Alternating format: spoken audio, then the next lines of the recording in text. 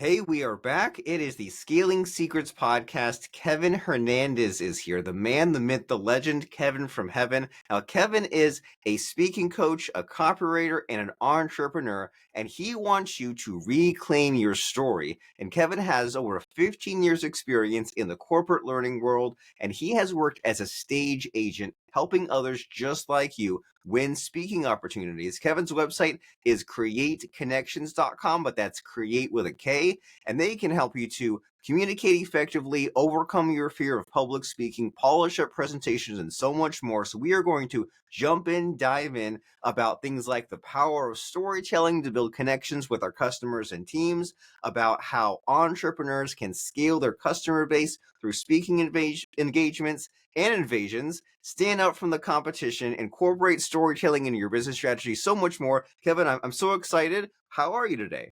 Hey, I'm doing fantastic. First of all, thank you so much for giving me the opportunity to be here today.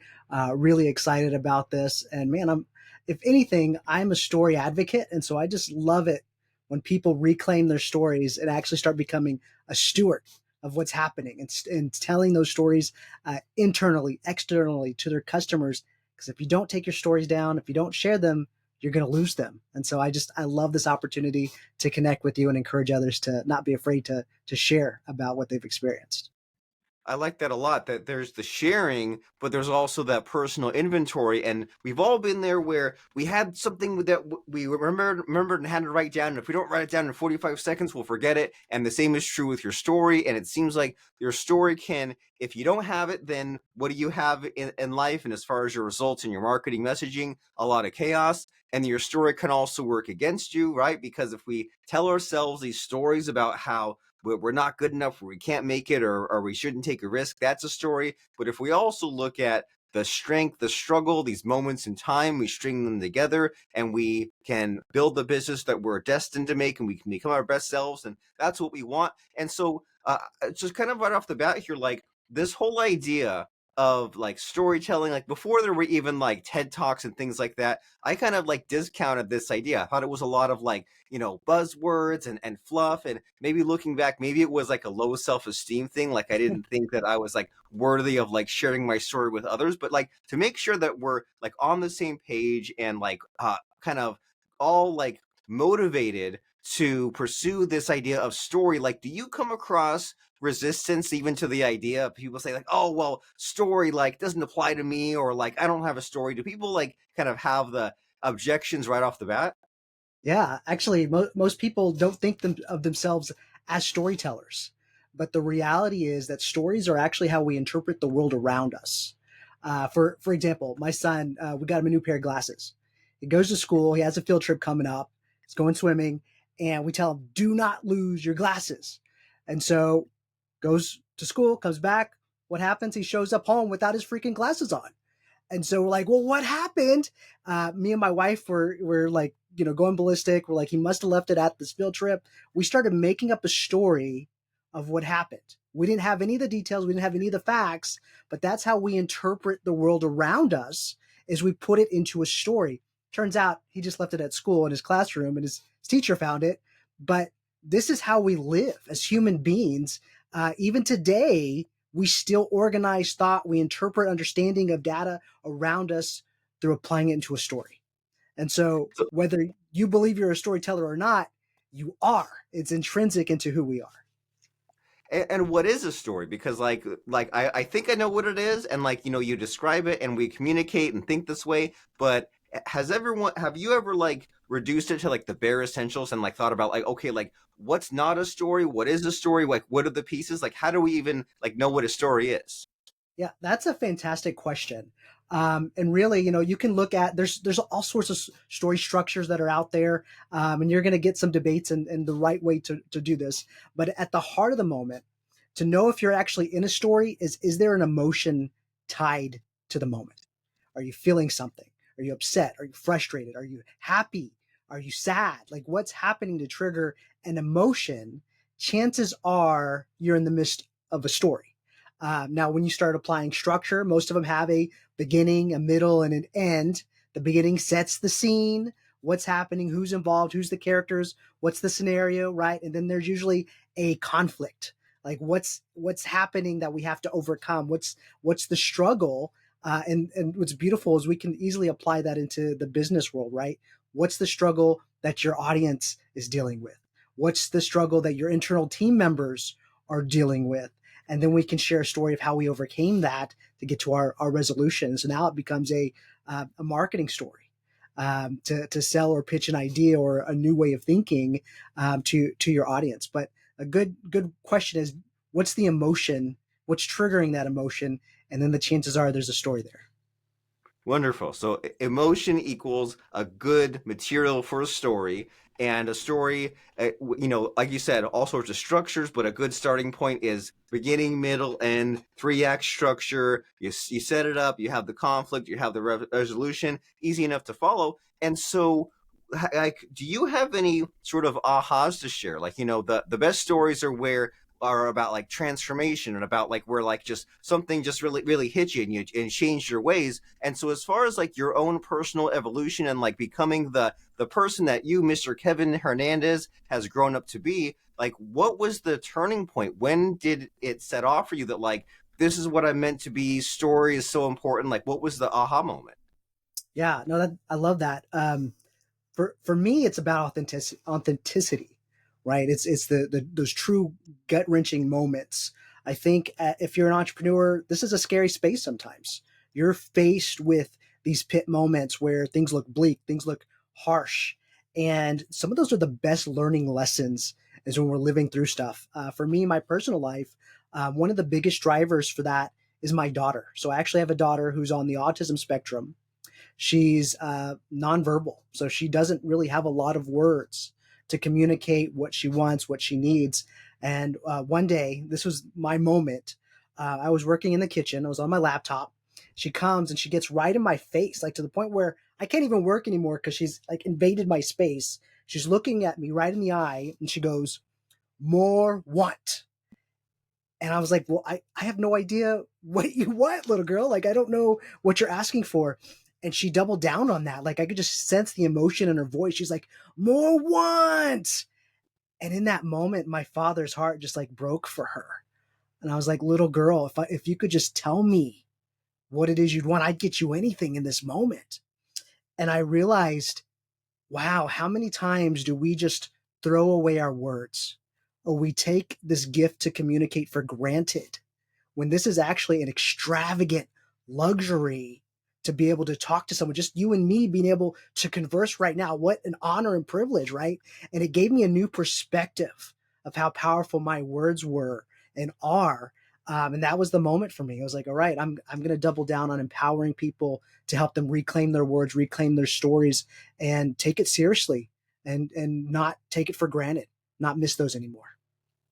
I like that a lot. And like when you sort of express a shift in perspective in that way, it makes us say like, okay, this is important, right? It made you change your direction, so maybe it will change mine as well. And what I like a lot about like just a couple of these stories that you told so far is they involve multiple people. And I found like early on, like I would make the mistake of trying to tell like a one person story, which is kind of boring and flat. And so do you know of any kind of like pitfalls such as this when someone goes and they try to tell a story and you say, "Hey, that didn't really like sit well with me or it didn't really stick." Like, do you ever see any kind of like storytelling mistakes that we should maybe we're not even aware of but we're doing? Yeah, I love that. First of all, know your audience. Look at the room, right? Read the room. Like, who the heck are you talking to, right? If I'm talking to a group of business owners and I'm telling them about like what my kid had for lunch the other day, like, well, some of them might resonate as parents, but a lot of them probably won't, right? I think you need just to know who's your audience, and the big goal should be, I want them to say, "Me too." I want them at some point in that story to raise their hand and say, "Wow, I've experienced that frustration," or "Man, I would love that solution in my life."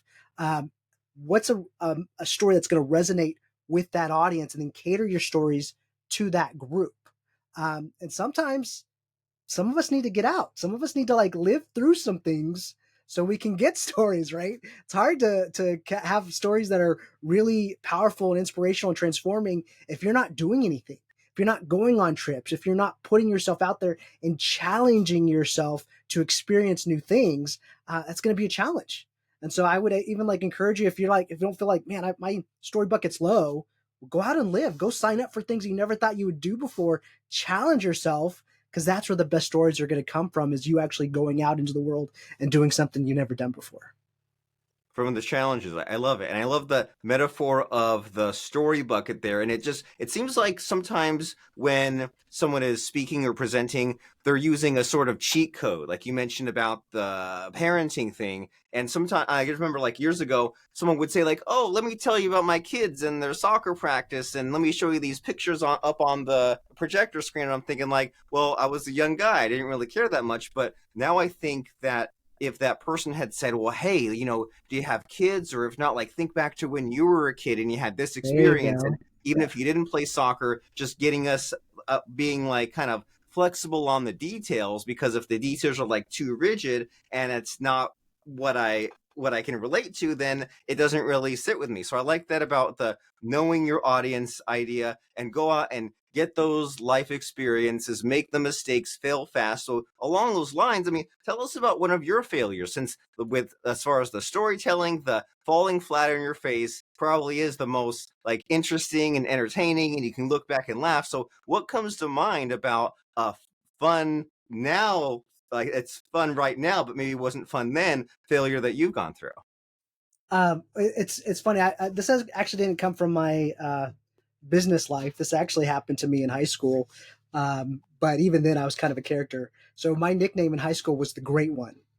And the way that I got that nickname, it was the very first day of my junior year of high school. I'll never forget it. I had a teacher. Her name was Miss Neville, and she had a nickname, Neville the Devil, because she had a reputation for being really strict, really tough. And I remember going in that first class, and she was nice and friendly, and it was like a great moment. And I was like, okay, what's everybody, making up this idea that she's a really strict teacher, because she's been really nice to us. So we sit down, and she goes, if I'm mispronouncing your name, or you want to be called something else, let me know. And I had my friends were in the class with me. Like, I was like, okay, I'm gonna crack a joke here. I'm gonna be a wise Alex. So I raised my hand. She goes, yes, Kevin. And I go, I would like to be called the Great One. And I knew instantly that was the wrong thing to say to this teacher. She instantly turned really serious, red in the face. Her voice changed an octave. And she's like, you're going to have to earn that right in my classroom, son. And it was just everybody, it was like pin drop. You could hear everybody was silent. And then there was just this release of, dang! Like everybody reacted to that moment. And I don't think I said anything else for the rest of that class. I shrunk down. I like basically was silent the whole time. The very next period, my best friend ran ahead of me, told that teacher. That teacher thought it was hilarious. And so as I came into the room and they introduced me, like, welcome, oh great one. And that became my nickname for my entire high school career, is the Great One. So sometimes you got to be willing to step out of your comfort zone, but even those bad moments can turn around and make you stand out at the end of the day. You don't want to be seen as someone that's everyone else. You want to stand out in front of your audience. I love that. So speak up, take a risk, because that way you can stand out from the crowd and be someone different. And in this case, for yours, your reputation literally preceded you, right? Sometimes people That's say right. that metaphorically, but in this case, the kid ran ahead, and that's what we want, right? In our business, when we're building it, growing it, when we're scaling it, we want people to be talking about us, so that way by the time we come on that stage, or we're on a podcast or posting on social media or something like that, they've already heard these things about us. And so some of the work has already been done. When they talk about things like warming up our leads or getting them further in the funnel, well, now they're already way more open to you. And can you tell us about that? Because I know that you're big on saying that, like, when you have a story and it kind of spreads in this way, then that makes a lot of your kind of speaking easier and growing your business easier. So I mean, what's this benefit for the story spreading ahead of you, and making your business a fun thing to grow? Yeah, absolutely. So, uh, every goal of marketing is to establish a relationship, right, with your audience. And people buy from those they know, like, and trust. They're not going to remember your product. They're not. Especially if think about the difference between Coca-Cola and Pepsi, right? They're very similar. Even Pepsi has won taste tests over Coca-Cola. But if you look at Coca-Cola's marketing consistently, they tell a better story. People feel like they're a part of something, right? When Steve Jobs rolled out the this is gonna be old, the iPod, right? And he said 1,000 songs in your pocket. Like, that just blew people's minds at the time. It wasn't possible. It was unheard of, right? And they could have pointed to all these things that it did from a technical perspective, but instead he shared this story, this idea of you being able to walk around with this many songs just in the comfort of your pocket. And so it's getting them a story that's going to stick with them, because they're not going to remember you, they're not going to remember your product, but they're going to remember the story you told. I actually had a lady, that one of my clients that I was working with, she was in an MLM, and she sold shakes. I'm not a big shake drinker, but I was like, well, tell me your story. How did you get into this? And she shared with me about how on her mom's deathbed, basically she thought, like, man, you're too young to be dying here. Like, you should have taken better care of your health. Now you're leaving us. And her mom's dying words was like, okay, now it's up to you to take care of your brother and your sister and the world. And she was thinking, I can't take care of the world. Like, that's not my task or my job. But then she joined this MLM that's about encouraging people to promote their health, to take care of their wellness. I trained her on sharing that story, sharing why she does what she does. The very next week, she had a meeting with a guy at an ER. It was a doctor, so it was like, and she shared that story about her mom dying in the ER. It resonated with him so much. He told her afterwards, he's like, I don't remember what you told me about the shakes.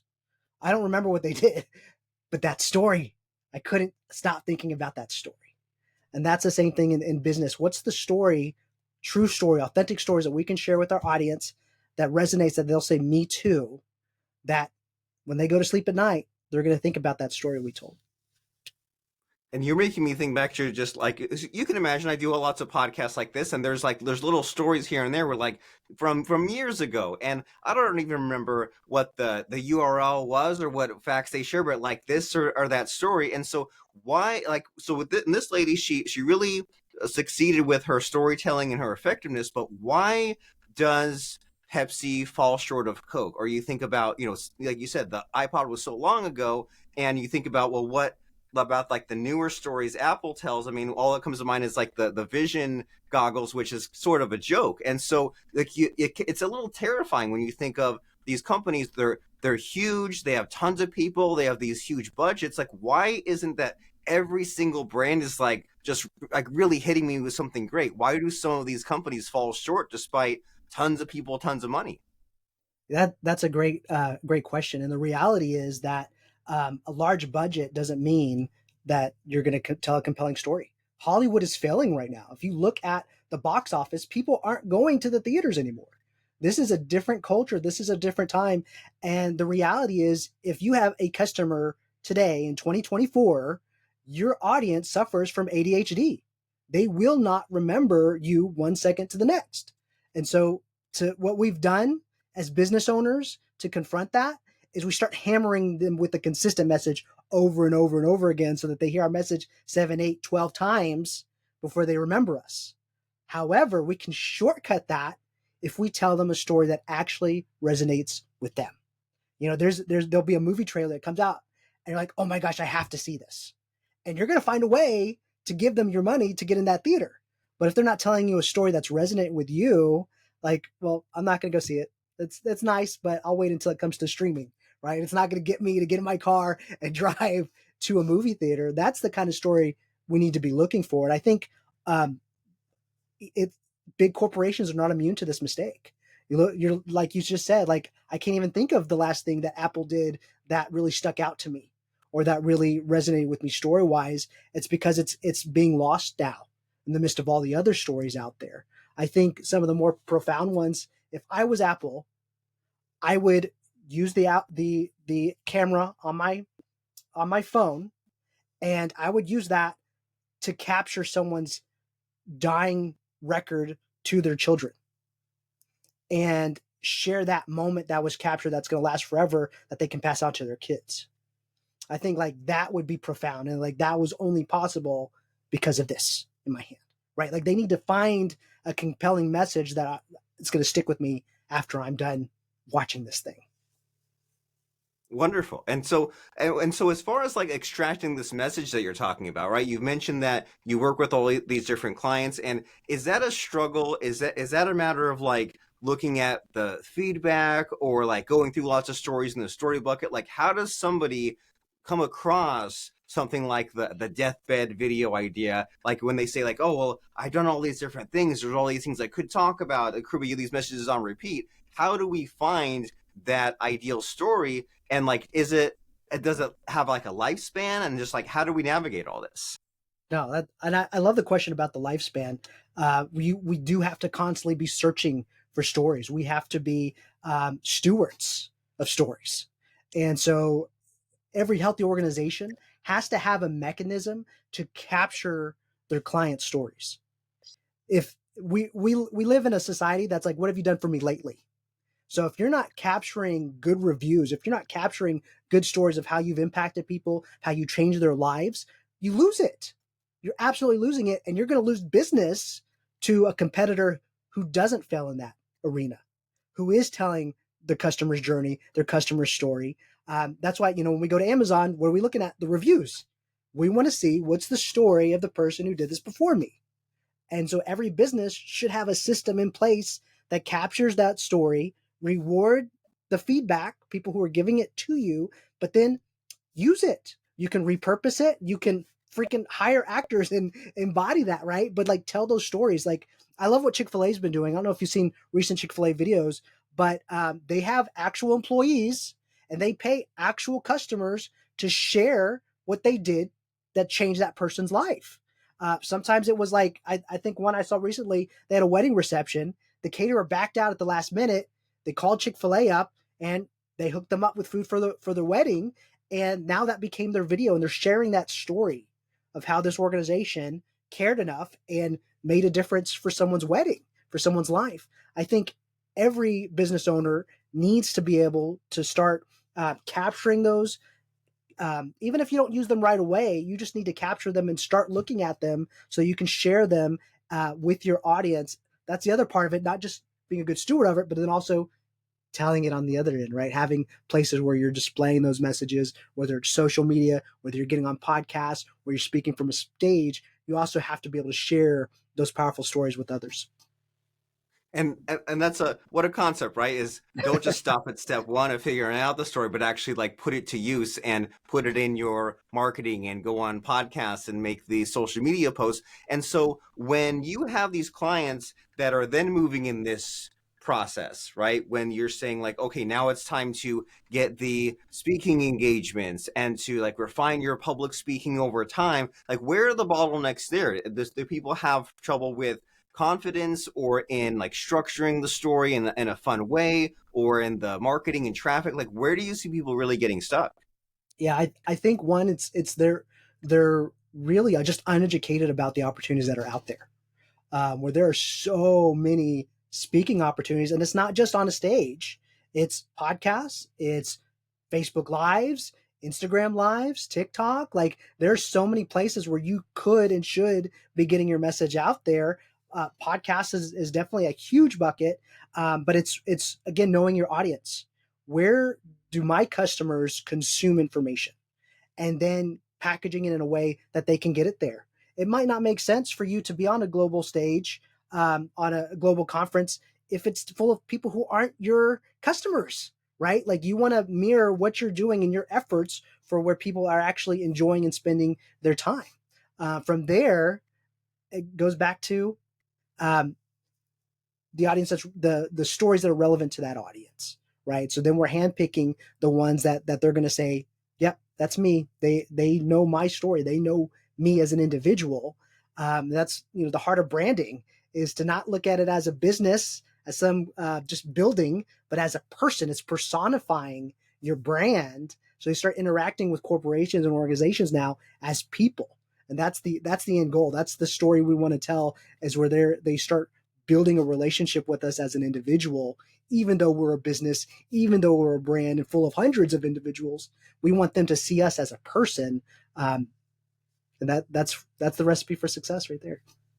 That's where the magic happens, right? Like you Yeah, feel like Disney is speaking directly to you, Hershey is speaking directly to you, and it's a fascinating idea of doing the recurring work and in having this customer obsession and thinking, where are they hanging out? What are their wants and needs? What am I saying that's catching on? What new material can I try? What's the older stuff that I can repeat? It's kind of fun to think about, of just this kind of almost like scientific process, and it's like, okay, well, you don't want it to be like a soulless assembly line, but it is fun for it to be just like something that you're always renewing, refreshing, like making a new kind of speaking page or figuring out new speaking opportunities or kind of new spins and sort of hooks on things. And so has there been sort of a surprise for you as far as the hustling or the marketing? Like, are you the kind of person that says like, well, I need to contact like 10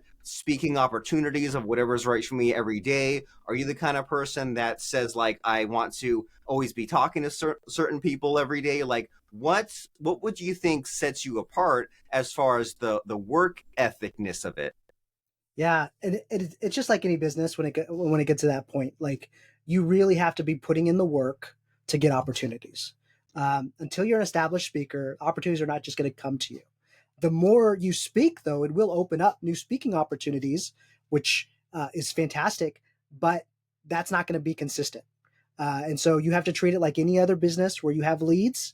You follow up with those leads. You continue to reach out to them, start having conversations, start attending the events you want to start speaking at, meeting people, networking, getting business cards, and really being a student of who owns those stages, right?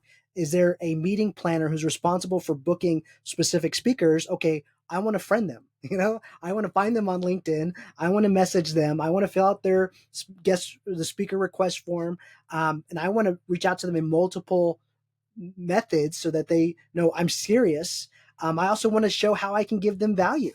It's like, hey, I love this conference. I loved everything you presented, but I noticed you didn't really talk on this topic that is super relevant for your audience that I can speak to or that my company solves. I would love to have the opportunity to come and just wow your audience with this message and show them the value up front. How, at the end of the day, what they're responsible for is getting butts and seats, right? And making it an amazing experience for their audience. If you can do that, if you can solve a problem that's relevant for their audience, they're going to love you and they're going to want you to be on their stage. I love it. And a big lesson I get from what you mentioned there is it sort of goes back to the speaking up idea, right? Of being the great one or the one who like makes the joke about wanting to be referred to as the great one. There's no downside in just having a quick conversation and communicating. And sometimes people pay lip service to this idea of empathy and like, well, what's someone else thinking? But you're saying like go a step further than that and saying like, well, what do they value? Where are they stuck? Is this event promoter always looking to get more butts in seats or talk about something that's more relevant or on topic, and you can be the person to then fill that need? And so is there any like particular speaker that you think just like has this dialed in? Is there a speaker that you just like love so much? I would say probably one of my favorites is Pete Vargas. I actually worked with him for a little bit, and I'm one of his coaches that they consult with to bring in for his clients. But he's partnered with Grant Cardone. They run 10x stages, and he's just he's really good at having that emotional heart story that tugs at an audience and it's him sharing his life story of how he learned the value of a speaker on a stage. And so when he brings the audience into that moment, um, everyone's like, wow, like I want to be part of that. And he really makes anyone who listens to him think I could do this too. And that's what I really love about him. I think every good speaker pulls that human element It's like, hey, we all have these dreams, we all have these desires, and we're all together on this journey. Um, you can either do it yourself, or you can uh, partner with me, and I'll get you there faster. Nice, wonderful, and yeah, like I probably see Pete Vargas in a ad once a day on Facebook. Like Yeah, Cardone's so good about just like how does anyone spend this much money on ads? And for a while, I noticed like I was getting tired of seeing Grant's face just because like I think I saw more than Donald Trump. I just kept seeing like multiple times a day, and then he started bringing the other people in, and you mentioned Pete Vargas, and I was like, yep, I'm pretty sure I'm due to see him the next time I get my phone and open up Facebook. And so I love that. So Pete Vargas, 10x stages, and just yeah, helping people get to where they want to be and need to be. And so where do you come in all this? Like as far as the whole idea of scaling your business, getting to the next level, getting these speaking engagements opportunities, refining your message, like where do you help? How does someone know, like we mentioned this whole time about like knowing your audience, how does someone know if they're the right fit for you and you can solve their problem? yeah, it's a great question, and really for me, I want to believe in your business. So working with me is not a matter of if your Amex works. I want to meet you as an individual. That's why if you go to my website, createconnections.com with a K, the first thing, the call to action is schedule time to chat with me. Because I want to see if what my service is going to work for you. But someone who's considered using speaking as a marketing tool, and you don't have to be an expert speaker. If you're not an expert speaker, I can get you there. But you have to be brave enough to say, I want to try. If someone is terrified and petrified of speaking, I can help you overcome that fear, but you still got to have the courage to pull the trigger and say, yes, I want to do that. Right. So if you're deadly horrified of speaking in front of other people, this might not be the right avenue for you or a good fit for you. However, if you're really intrigued by storytelling, and you might be, like we talked about earlier, one who says, I don't know that I have any stories, but I know I need them. We might be a good fit for you. Sometimes as a business owner, it's not about getting on a stage, but it's about mastering our own message, mastering our internal story, the story that we're telling our team members, right? To build a better team.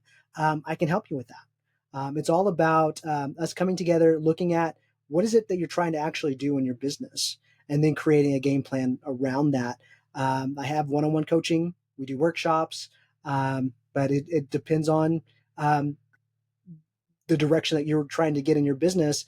Speaking is one of the most powerful marketing tools that exists today, because you're going from having a static message on most websites to a conversation with an individual, and you're talking directly to them. And so that's the power of speaking from a stage. And as we've been saying, to stand out from the crowd, right? Anyone can be some words on a screen and make the blog post, make the LinkedIn post. But if you can tell the story, have this message, talk about what people care about, what they love, what gets them excited, then that's the place that we want to be. And it seems like there's a lot in our discussion here about having the goal, having the intention, and of the difference between having a bad attitude and oh well I don't want to go in that direction versus like well here's the direction I want to go into. I want to get there. I want to have my story figured out. I want to be an inspiring speaker. I want to get on these stages and saying, okay, well, I want to get there and I need the help of Mr. Kevin Hernandez and createconnections.com. That's Kreate connections.com. So you go there, and as Kevin said, have the chat with him. He's a people person. He's a personable man, and because that's what the brand is. Imagine if he said, "Oh, well, I'm a storyteller, but don't talk to me." Well, no, it's all about the connections and the people. So go to createconnections.com, click on that button, chat with him, and figure out what can be done and chat about the possibilities. And as people are going to createconnections.com here, Kevin, it's time for you to squeeze in one last little tidbit, right? One little last word. I like to put my guests on the spot a little bit and ask them about a helpful quote, moral, or lesson that can just get us excited about possibilities in the future and just kind of get us on our way. So does anything jump out of your mind as far as a fun quote, moral, or lesson to help us out? Yeah, one of my favorite quotes is, no one is better than you. They might have more experience, more education, more practice, but no one is better than you. When you meet celebrities and rock stars and movie stars, and doesn't matter who they are, it could be the president. The reality is we all have the same limitations as humans. And if they can do that, so can you. Don't be intimidated by the outside. Um, it's just they've learned something you haven't learned yet, or they've done something you haven't done yet. It's only a matter of time if you're determined to do it. Wonderful, very motivating, inspiring. So let's do it, right? Let's take some action, clarify your message, and gain confidence as a speaker. Master your message to accomplish your God given mission. And the place to do that, to take that next step, is to go to createconnections.com. That's create with a K. Mr. Kevin Hernandez, wonderful speaking with you. Absolutely. Thank you. I appreciate your time today.